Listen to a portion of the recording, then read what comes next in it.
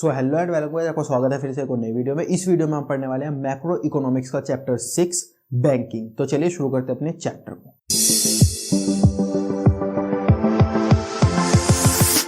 और video start करने से पहले एक इंपॉर्टेंट अनाउंसमेंट, जो भी मैं आपको इस वीडियो में पढ़ाऊंगा उसके नोट्स बनाने की जरूरत आपको नहीं है, वो आपको हमारे टेलीग्राम चैनल पर मिल जाएंगे, जिसका लिंक आपको डिस्क्रिप्शन में मिल जाएगा। देखो, बैंकिंग के अंदर बेसिकली हमें बैंक्स के बारे में पढ़ना है। बैंक्स होते हैं दो टाइप के, एक होता है कमर्शियल बैंक, दूसरा होता है सेंट्रल बैंक। कमर्शियल बैंक जैसे आईसीआईसीआई या पीएनबी एक्सेट्रा। सेंट्रल बैंक कौन है इंडिया का? आरबीआई। तो सबसे पहले हम पढ़ेंगे कमर्शियल बैंक के बारे में, उसके बाद हम पढ़ेंगे सेंट्रल बैंक के बारे में। तो हम आ गए हैं कमर्शियल बैंक्स के ऊपर। देखो, कमर्शियल बैंक्स बेसिकली क्या करते हैं ना, यहां पर पब्लिक है, ये बैंक है कमर्शियल बैंक, ये पब्लिक से पैसा लेते हैं और आके दूसरे लोगों को पैसा देते हैं। उसके बाद उन लोगों से ये क्या करते हैं? इंटरेस्ट लेते हैं। जैसे 12% इन्होंने उनसे इंटरेस्ट लिया, उसके बाद ये उस इंटरेस्ट का 6% पब्लिक को दे देते हैं। तो बैंक के पास कितना बचा? 6%। पब्लिक को कितना दिया? 6%। तो बेसिकली ये नॉर्मल सा फंक्शन होता है बैंक्स का। उसके अलावा भी ये बहुत सारी चीजें करते हैं, पर जो मेन एक्टिविटी होती है वो यही होती है। अब पढ़ते हैं कमर्शियल बैंक की definition. It is an institute which perform the function of accepting deposit, deposit accept करते हैं, लैंडिंग फंड, फंड लैंड करते हैं दूसरे लोगों को, और मेकिंग इन्वेस्टमेंट, यानी कि कभी कभी इन्वेस्टमेंट भी करते हैं ये वाला इंटरेस्ट कमाने के लिए, उस with the aim of earning profits, जिससे कि उसको प्रॉफिट हो सके और वो थोड़ा सा प्रॉफिट पब्लिक को भी दे सके। अब पढ़ते हैं कमर्शियल बैंक के फंक्शंस को। फंक्शंस दो टाइप के होते हैं, प्राइमरी फंक्शन और सेकेंडरी फंक्शन। प्राइमरी फंक्शन कौन सा होता है? Accepting deposit, advancing loan. और secondary function overdraft facility, discounting bill of exchange, agency function, general utility of functions. तो अब फंक्शंस को हम एक एक करके पढ़ते हैं कि इनके अंदर क्या क्या होता है। तो हम क्या पढ़ रहे हैं? हम पढ़ रहे हैं कमर्शियल बैंक के प्राइमरी फंक्शंस। प्राइमरी फंक्शंस का सबसे पहला फंक्शन होता है एक्सेप्टिंग डिपॉजिट। एक्सेप्टिंग डिपॉजिट का मतलब क्या होता है? पब्लिक से मनी रिसीव करना, यानी कि पब्लिक से मनी लेना, उसको हम बोलते हैं एक्सेप्टिंग डिपॉजिट। ये तीन टाइप से हो सकता है। पहला डिमांड डिपॉजिट, दूसरा फिक्स्ड डिपॉजिट, तीसरा सेविंग डिपॉजिट। डिमांड डिपॉजिट क्या होता है? इन्हें हमें रीपे करना पड़ता है ऑन डिमांड।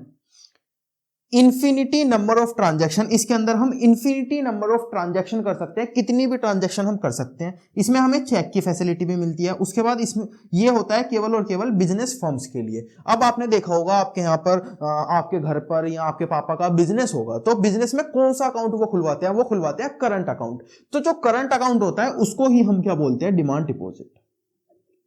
करंट अकाउंट, उसको हम क्या बोलते हैं? Demand deposit. अब पढ़ते हैं फिक्स्ड डिपॉजिट। फिक्स्ड डिपॉजिट हम सबको पता है एफडी। एफडी कितने साल के लिए होती है? एक फिक्स्ड पीरियड के लिए होती है। केवल इसके अंदर दो ट्रांजैक्शन होती है, एक पैसा डालने की, एक पैसा निकालने की। उसके बाद इसके अंदर कोई चेक की फैसिलिटी नहीं होती और ये हाउस होल्ड के लिए बनी होती है। इसके बाद सेविंग डिपॉजिट। सेविंग डिपॉजिट कौन सा होता है? आपने देखा होगा, अगर आपका किसी का अकाउंट होगा, किसी भी बच्चे का, तो उसका कौन सा अकाउंट होगा? उसका अकाउंट होगा सेविंग अकाउंट। तो ये जो सेविंग अकाउंट होता है इसको ही हम बोलते हैं सेविंग डिपॉजिट। ये क्या होता है? इसमें दोनों के फीचर होते हैं, थोड़े से फीचर होते हैं डिमांड डिपॉजिट के, थोड़े से होते हैं फिक्स्ड डिपॉजिट के।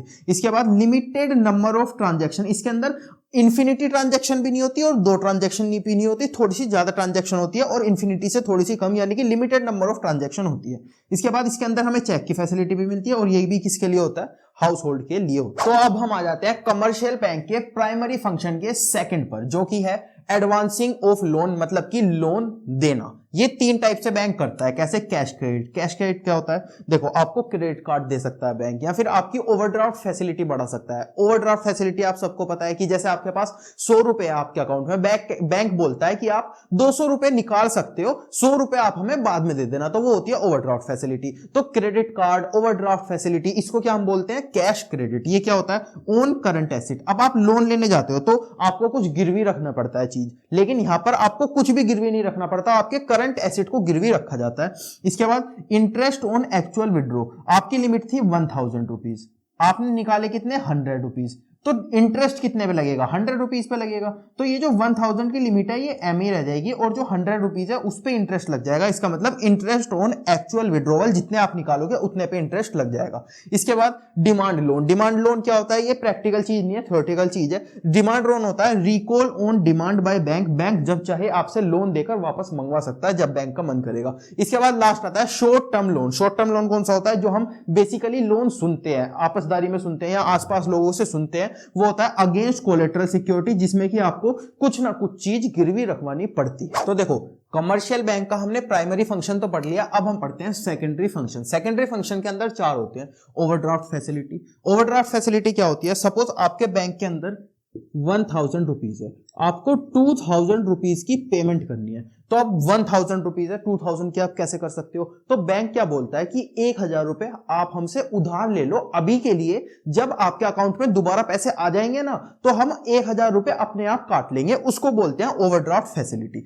तो इस चीज को बोलते हैं ओवरड्राफ्ट फैसिलिटी। इसकी डेफिनेशन देखते हैं। Overdraft is excess of account balance limit, यानी कि ओवरड्राफ्ट क्या होता है, एक्सेस विड्रॉ कर लो आप अपनी अकाउंट में से जितने पैसे हैं नहीं उसमें। ये किसके लिए होता है, शॉर्ट पीरियड के लिए ये होता है। इसके बाद सेकंड आता है discounting of bill of exchange. ये तो हमने 11th में पढ़ा है। जो बिल ऑफ एक्सचेंज होता है, होल्डर क्या करता है, उसको अगर इमीडिएटली पैसे चाहिए होते हैं, सपोज 1000 रुपए का बिल ऑफ एक्सचेंज है, उसको इमरजेंसी में पैसे चाहिए, तो वो 900 रुपीज बैंक से ले लेता है। 100 रुपीज डिस्काउंटिंग चार्जेस वो दे देता है बैंक को, और बैंक से क्या बोलता है कि तुम मेरा बिल डिस्काउंट कर दो, 100 रुपए ले लेना, 900 रुपए मुझे दे दो। तो उसको हम क्या बोलते हैं, बिल ऑफ एक्सचेंज। क्या होता है, discount. Discounting of bill of exchange bye holder before maturity. इसके बाद थर्ड आता है एजेंसी फंक्शन, जैसे ट्रांसफर कर दो फंड को या कलेक्ट कर लो पेमेंट को वगैरह वगैरह। उसके बाद आता है जनरल यूटिलिटी फंक्शन, जो नॉर्मल फंक्शन होते हैं, जैसे लोकर फैसिलिटी भी बैंक हमको देता है, चेक फैसिलिटी बैंक हमको देता है, वगैरह वगैरह। तो अब हम आते हैं अपने सेकंड टाइप के बैंक पे, जो कि होता है हमारा सेंट्रल बैंक। तो देखो, जो कमर्शियल बैंक होते हैं ना, वो अपनी मनमानी ना करने लगे, वो लोगों को लूटने ना लगे, लोगों के पैसे का गलत यूज ना करने लगे, वगैरह वगैरह, कुछ और दिक्कत ना करने लगे सोसाइटी में, हमारी कंट्री में। तो उसके लिए हमारा बनाया गया आरबीआई, यानी कि सेंट्रल बैंक। तो सेंट्रल बैंक का मतलब देखते हैं क्या होता है। Apex body that control, operate, regulate and direct the entire banking, जो पूरे बैंकिंग को कंट्रोल, ऑपरेट, रेगुलेट और डायरेक्ट करेगा, और मॉनेटरी स्ट्रक्चर को भी ऑफ द कंट्री। हमारा रिजर्व सेंट्रल बैंक कौन सा है, रिजर्व बैंक ऑफ इंडिया। तो सेंट्रल बैंक के भी कुछ फंक्शंस होते हैं। पहला होता है control of money supply and credit, दूसरा होता है करेंसी अथॉरिटी, तीसरा होता है बैंकर्स टू द गवर्नमेंट, चौथा होता है बैंकर्स बैंक एंड सुपरवाइजर, और फिफ्थ होता है custodian of foreign currency reserve. अब इन फंक्शंस को एक एक करके डिटेल में पढ़ते हैं। तो अब सेंट्रल बैंक का पहला फंक्शन पढ़ते हैं, controller of money supply and credit. देखो, कभी कभी इकोनॉमी में क्या होता है ना, लोगों के पास मनी जो होती है, पैसा जो होता है, वो ज्यादा हो जाता है। अब मनी ज्यादा हो जाएगी तो लोग क्या करेंगे, लोग डिमांड भी ज्यादा करने लगते हैं। अब चीजों की डिमांड ज्यादा होगी तो ऑटोमेटिकली क्या हो जाएगा, उनका प्राइस इंक्रीज हो जाएगा। अब अगर किसी भी चीज के प्राइस इंक्रीज होते चले जाएंगे किसी भी इकोनॉमी में, तो इकोनॉमी के अंदर क्या आ जाएगा, इन्फ्लेशन आ जाएगा। इसी तरीके से कभी कभी क्या होता है, इकोनॉमी के अंदर मनी कम हो जाती है। कम हो जाती है तो लोग क्या करते हैं, लोग डिमांड भी कम करने लगते हैं। अब डिमांड कम करते हैं तो प्राइस क्या हो जाता है, प्राइस भी कम हो जाता है। और प्राइस कम होने की वजह से इकोनॉमी के अंदर क्या आ जाता है, डिफ्लेशन। तो ये जो इन्फ्लेशन और डिफ्लेशन है, इसको कंट्रोल कैसे किया जाए, ये हमें बताता है सेंट्रल बैंक। और सेंट्रल बैंक का ये पहला फंक्शन भी होता है control of money supply and credit. तो इन्फ्लेशन और डिफ्लेशन को हम कैसे कंट्रोल कर सकते हैं। ये दिक्कत किसकी वजह से आ रही है, मनी की वजह से आ रही है। मनी कभी तो ज्यादा हो जा रही है, कभी कम हो जा रही है। तो एक काम करेंगे, अगर मनी ज्यादा हो जा रही है तो इसको कम कर देंगे, और अगर मनी कम हो जा रही है तो इसको ज्यादा कर देंगे। तो आरबीआई यही चीज फॉलो करता है। अगर मनी ज्यादा हो जाती है तो उसको कम कर देता है, कम हो जाती है तो उसको ज्यादा कर देता है। अब ये करता कैसे है आरबीआई, इन्फ्लेशन और डिफ्लेशन को कंट्रोल करने के लिए मनी को कम और ज्यादा कैसे करता है, तो ये हमें पढ़ना है इस फंक्शन के अंदर। देखो, due to money fluctuation RBI control money supply and credit in the best interest of economy. Economy के बेस्ट इंटरेस्ट के लिए आरबीआई कंट्रोल करता है मनी को। इसके 5 मेथड होते हैं। पहला रेपो रेट, दूसरा बैंक रेट, तीसरा ओपन मार्केट ऑपरेशन, चौथा लीगल रिजर्व रिक्वायरमेंट, और फिफ्थ मार्जिन रिक्वायरमेंट्स। तो इनको एक एक करके पढ़ते हैं कि इन मेथड में आरबीआई ऐसा क्या करता है जिसकी वजह से हमारी मनी कंट्रोल हो जाती है और इन्फ्लेशन और डिफ्लेशन भी कंट्रोल हो जाता है। तो इकोनॉमी में हमारे पास दो दिक्कत आ रही थी, पहली इन्फ्लेशन, इन्फ्लेशन के अंदर क्या हो जा रहा था, पैसा ज्यादा हो जा रहा था। दूसरा डिफ्लेशन, डिफ्लेशन के अंदर क्या हो जा रहा था, पैसा कम हो जा रहा था। तो अगर पैसा ज्यादा हो जा रहा है तो हम क्या करेंगे, पैसे को कम करेंगे, पैसा कम हो जा रहा है तो हम क्या करेंगे, पैसे को बढ़ाएंगे। तो ये कैसे करते हैं हम, इसके 5 मेथड होते हैं। पहला मेथड होता है रेपो रेट। रेपो रेट के अंदर क्या होता है, commercial bank, central bank commercial bank को कुछ पैसा देता है, उसके बदले में क्या लेता है, इंटरेस्ट। कमर्शियल बैंक वही पैसा पब्लिक को देता है, उसके बदले में क्या लेता है, इंटरेस्ट। तो सेंट्रल बैंक बोल रहा है कि ये जो इंटरेस्ट है मैं इसे बढ़ा रहा हूं। उसके बाद कमर्शियल बैंक क्या बोलेगा, भाई ठीक है तुम बढ़ा रहे हो तो हम भी बढ़ा देंगे। पब्लिक क्या कहेगी, यार इंटरेस्ट बढ़ गया, एक काम करते हैं अब हम पैसा लेना बंद कर देते हैं। अब पब्लिक पैसा नहीं लेगी तो पब्लिक का क्या हो जाएगा, पैसे कम हो जाएंगे, इन्फ्लेशन कंट्रोल में आ जाएगा। इसके बाद सेंट्रल बैंक ये बोलेगा कि यार मैं इंटरेस्ट घटा रहा हूं, तो कमर्शियल बैंक क्या करेगा, वो भी इंटरेस्ट को घटा देगा। अब इंटरेस्ट कम हो जाएगा तो पब्लिक क्या करेगी, और ज्यादा लोन लेने लगेगी, और ज्यादा लोन लेने लगेगी तो मनी क्या हो जाएगी, इंक्रीज हो जाएगी, डिफ्लेशन कंट्रोल हो जाएगा। इसके बाद आता है बैंक रेट। बैंक रेट के अंदर भी सेम प्रोसेस होता है। तो इन दोनों में डिफरेंस क्या हुआ, रेपो रेट होता है शॉर्ट टर्म के लिए, बैंक रेट होता है लॉन्ग टर्म के लिए।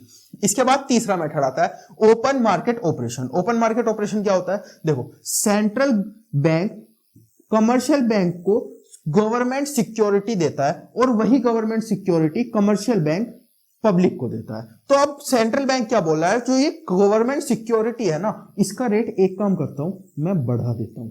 इसका रेट इसने क्या कर दिया, बढ़ा दिया। तो कमर्शियल बैंक बोलेगा अब तुमने बढ़ा दिया तो हम भी एक काम करते हैं फिर बढ़ा ही देते हैं। तो पब्लिक क्या करेगी, अरे यार गवर्नमेंट सिक्योरिटी का रेट तो बढ़ गया, तो खरीदना तो दूर की बात, जो उनके पास है वो भी उन्हें सेल कर देगी। अगर उन्हें सेल करेगी तो क्या होगा, पैसा जो है अपने आप पब्लिक के पास आ जाएगा, और अगर पैसा ज्यादा हो जाएगा तो डिफ्लेशन क्या हो जाएगा, कंट्रोल। इसके बाद सेंट्रल बैंक गवर्नमेंट सिक्योरिटी को पैसे घटा देगा। उसके बाद कमर्शियल बैंक भी बोलेगा तुमने घटा दिए तो हम क्या करते हैं, हम भी चलो घटा ही देते हैं। तो पब्लिक क्या कहेगी, अरे गवर्नमेंट सिक्योरिटी के पैसे घट गए, एक काम करते हैं बहुत सारी गवर्नमेंट सिक्योरिटी खरीद लेते हैं। अब गवर्नमेंट सिक्योरिटी पब्लिक खरीदेगी तो पैसे किसे देगी, कमर्शियल बैंक को। कमर्शियल बैंक किसे देगा, सेंट्रल बैंक को। तो क्या हो जाएगा, मार्केट के अंदर पैसा कम हो जाएगा। क्या कंट्रोल में आ जाएगा, इन्फ्लेशन कंट्रोल में आ जाएगा। अब आते हैं अपने फोर्थ पॉइंट पर, लीगल रिजर्व रिक्वायरमेंट। देखो ये दो टाइप का होता है, CRR और SLR। इन्हें देखते हैं क्या होता है। देखो अगर बैंक ने पब्लिक से 100 रुपए लिए तो आरबीआई क्या बोलता है, इसका 10% ना आप अपने पास रखोगे, बाकी का जो 90% है उसका चाहे तो आप लोन दे सकते हो आम पब्लिक को। क्या हुआ, 100 रुपए लिए बैंक ने, आरबीआई ने बोला कि 10% आप अपने पास रखोगे, 90% आप चाहे तो लोन दे देना। दूसरी चीज आरबीआई क्या बोलता है, आरबीआई कहता है कि इसका 10% आप अपने पास तो रखोगे ही, इसका 10% आप हमारे पास भी रखोगे, बाकी का 90% जो बचा उसका आप लोन दे देना। तो क्या हुआ यहां पर, जो बैंक को अपने पास रखना है उसको हम बोलते हैं एसएलआर, और जो बैंक को आरबीआई को देना है उसे हम बोलते हैं सीआरआर। अब आरबीआई क्या करता है, आरबीआई बोलता है कि ये जो 10% आप अपने पास रख रहे हो ना, एक काम करो 15% अपने पास रखने लगो। तो बैंक लोन कितना दे पाएगा, बैंक लोन दे पाएगा 85%। अब 85% लोन देगा यानी कि पैसा मार्केट में कम जाएगा तो क्या हो जाएगा, इन्फ्लेशन कंट्रोल। उसके बाद बैंक क्या बोलेगा, आरबीआई क्या बोलेगा, आरबीआई बोलेगा 5% रखने लगो, तो लोन कितना दिया जाएगा, 95% दिया जाएगा।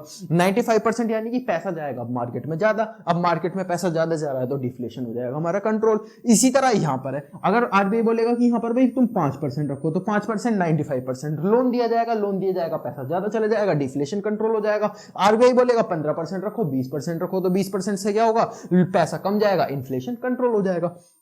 लास्ट में हमारा 5th पॉइंट आता है मार्जिन रिक्वायरमेंट। मार्जिन रिक्वायरमेंट क्या होता है, जब भी बैंक लोन देता है ना हमें, सपोज हमें लोन दिया बैंक ने, हमने बैंक को अपनी हाउस प्रॉपर्टी दी 1 लाख रुपए की, तो बैंक हमें 1 लाख रुपए का लोन दे देगा? नहीं, हाउस प्रॉपर्टी हमने उसे गिरवी रखने को दी 1 लाख रुपए की, तो हमें 1 लाख रुपए का लोन मिल जाएगा? नहीं, बैंक बोलेगा भाई 1 लाख की दिया ना, तो हम 10% काट के 90,000 रुपीज का लोन आपको देंगे। तो उसको हम क्या बोलते हैं, मार्जिन रिक्वायरमेंट। अब आरबीआई बोलता है कि ये जो मार्जिन रिक्वायरमेंट है, आप 10% का ना रखकर एक काम करो 5% का रख लो। 5% का लिखेंगे तो यहां पे 95,000 लोन चला जाएगा। 95,000 लोन अगर चला जाएगा तो क्या होगा, मार्केट के अंदर पैसा बढ़ जाएगा तो डिफ्लेशन कंट्रोल हो जाएगा। इसके बाद बैंक बोलता है कि अरे 5% एक काम करो 15% काट लो, 15% काटेंगे तो क्या होगा, 15% काटेंगे तो पैसा कम जाएगा, पैसा कम जाएगा तो इन्फ्लेशन कंट्रोल में आ जाएगा।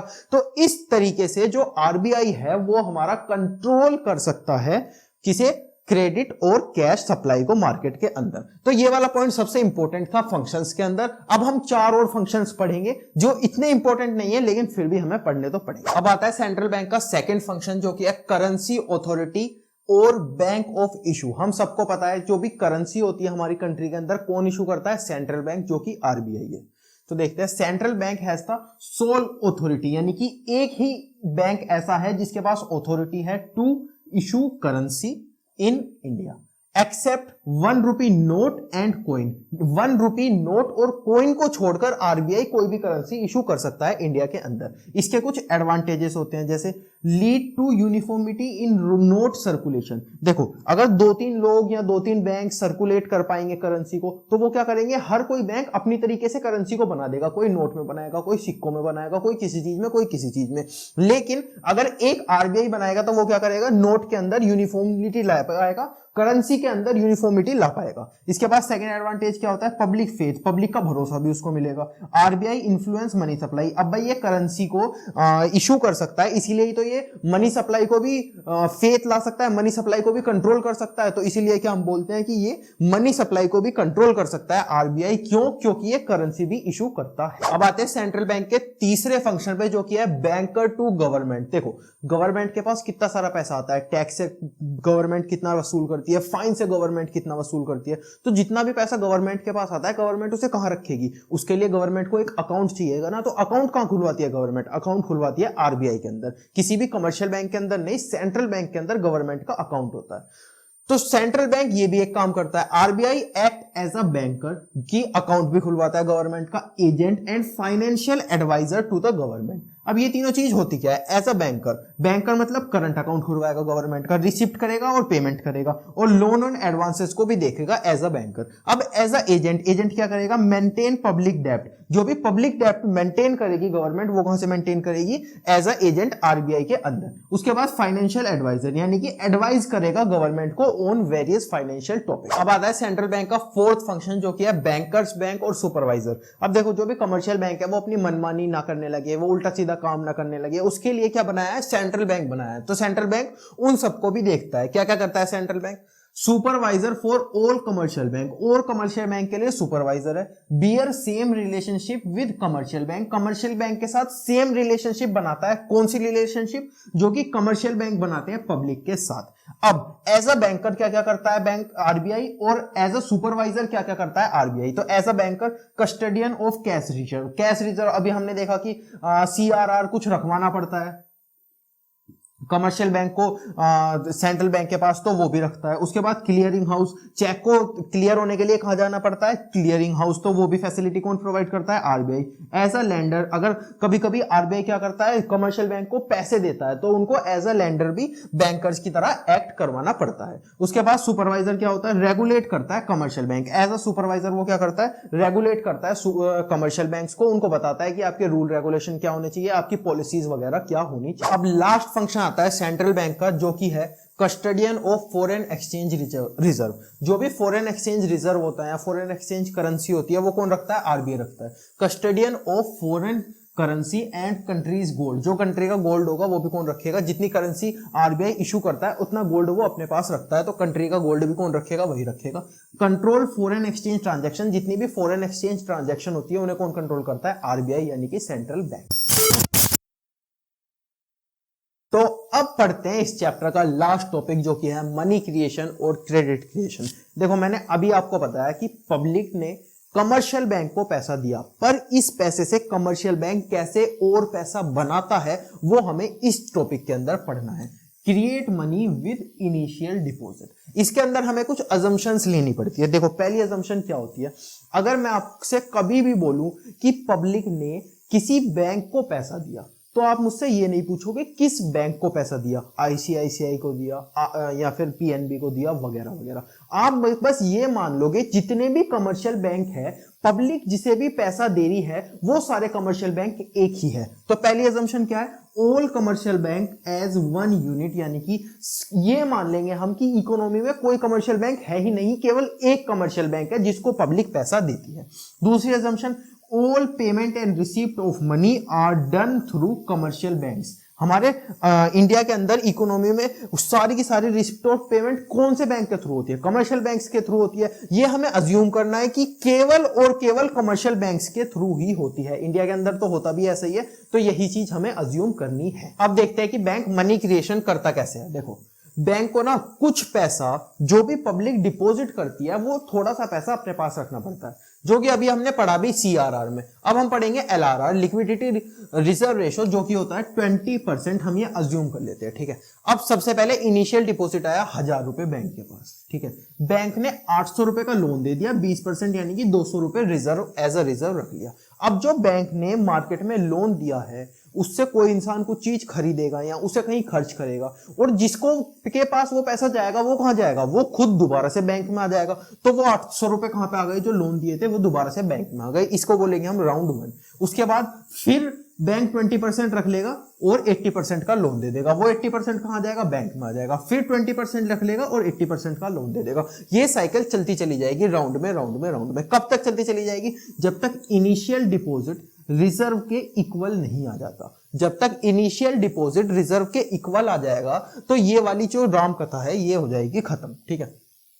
अब जब ये चीज खत्म होगी तो ये डिपॉजिट्स का टोटल कितना हो जाएगा, 5000 रुपीज। लोन का टोटल कितना हो जाएगा, 4000 रुपीज प्लस 1000 रुपीज। तो अगर यहां पे भी देखोगे 5000 का 20% कितना आया, 1000 और 4000। तो यहां पर भी ये चीज बन गई, और अगर हम प्लस करते हुए आएंगे तो भी ये चीज बन जाएगी।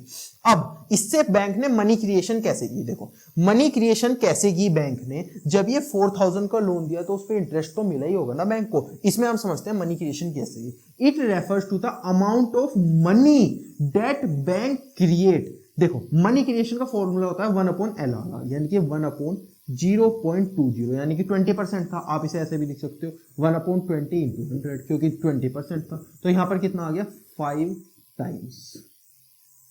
इसका मतलब बैंक ने 4000 पे इंटरेस्ट तो कमाया ही कमाया। ये जो 4000 रुपए बैंक ने दोबारा से जनरेट करता चला गया, उसका मतलब बैंक ने इस पैसे से 5 गुना ज्यादा पैसा कमा दिया मनी क्रिएशन से।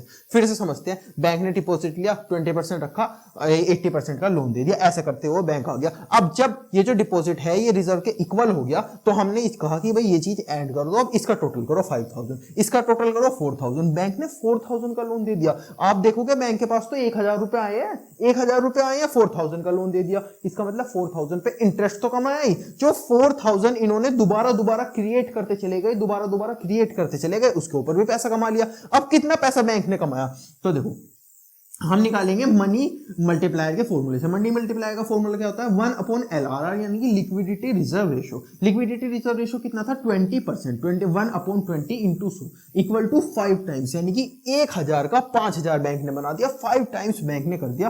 टोटल डिपॉजिट कितना हो गया, 5 time. Deposit creation and when reserve initial deposit, यानी कि जो इनिशियल डिपॉजिट था और जो रिजर्व था, जब ये दोनों इक्वल हो जाएंगे तो क्या होगा, deposit creation money creation and पर हो जाएगा। तो इस तरीके से बैंक 1000 को डायरेक्टली लोन पे दे देता है और उससे और ज्यादा पैसा कमा पाता है, जिससे कि ये लोन के ऊपर इंटरेस्ट तो कमाएगा ही कमाएगा, और इस पैसे को जो ये डबल ट्रिपल चोवर करता चला जाएगा। 5 टाइम जो इसने कर दिया, तो उससे क्या होगा, बैंक और ज्यादा पैसा कमा पाएगा।